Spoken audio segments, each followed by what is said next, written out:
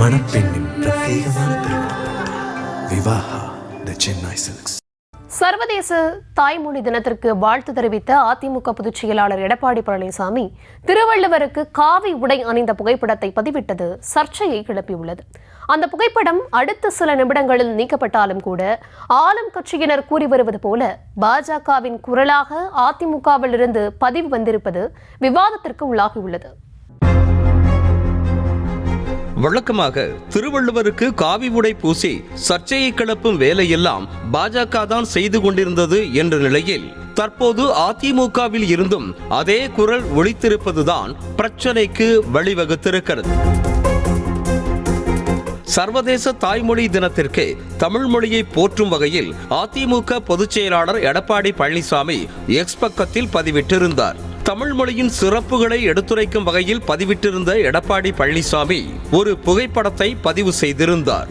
அண்ணா, எம்ஜிஆர், ஜெயலலிதா ஆகியோர் இருக்கும் அந்த படத்தில் திருவள்ளுவருக்கு காவி உடை அணிவிக்கப்பட்டிருந்தது.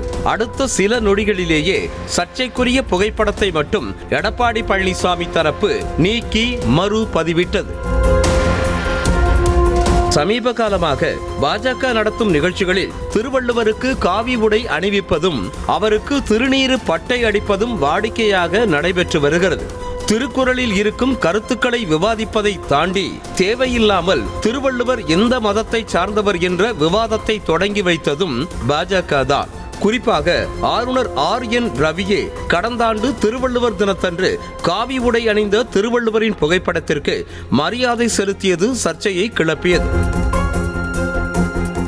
ஆளுநரின் இந்த செயலுக்கு திராவிட கட்சியான அதிமுகவும் கண்டனம் தெரிவித்திருந்தது. தமிழினத்தையும் திருவள்ளுவரையும் ஆளுநர் அவமதிப்பதை ஏற்க முடியாது என அதிமுக முன்னாள் அமைச்சர் கண்டனம் தெரிவித்திருந்த நிலையில் தற்போது அதிமுக பொதுச் செயலாளரின் அதிகாரப்பூர்வ பக்கத்தில் இருந்து அதே மாதிரி புகைப்படம் வெளியானது பல கேள்விகளை எழுப்பியிருக்கிறது.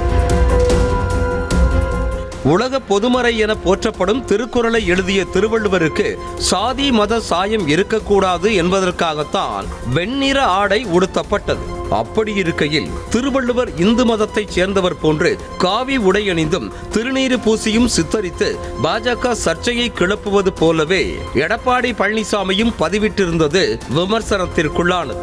இதற்கு கண்டனம் தெரிவித்திருக்கும் திமுக MP கனிமொழி பாஜக மீதான விசுவாசம் எடப்பாடி பழனிசாமியை முழு சங் பரிவார் சேவகராகவே மாற்றிவிட்டிருப்பதாக தெரிவித்திருக்கிறார்.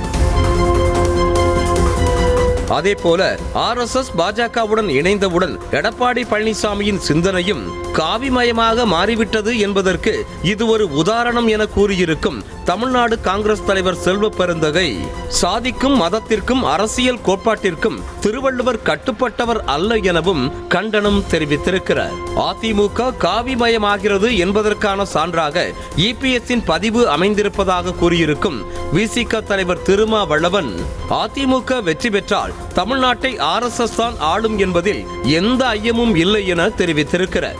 இந்த நிலையில் கடும் எதிர்ப்பை அடுத்து புகைப்படம் உடனடியாக நீக்கப்பட்டாலும் கூட எப்படி திருவள்ளுவருக்கு திராவிட கட்சியான அதிமுக காவி உடை அணிவித்து பதிவிட முடியும் என்ற விவாதம் முற்றுப்புள்ளி இல்லாமல் நீடித்துத்தான் வருகிறது. மணப்பெண்ணின் பிரத்யேகமான திருமணம் விவாஹா தி சென்னை சில்க்ஸ்.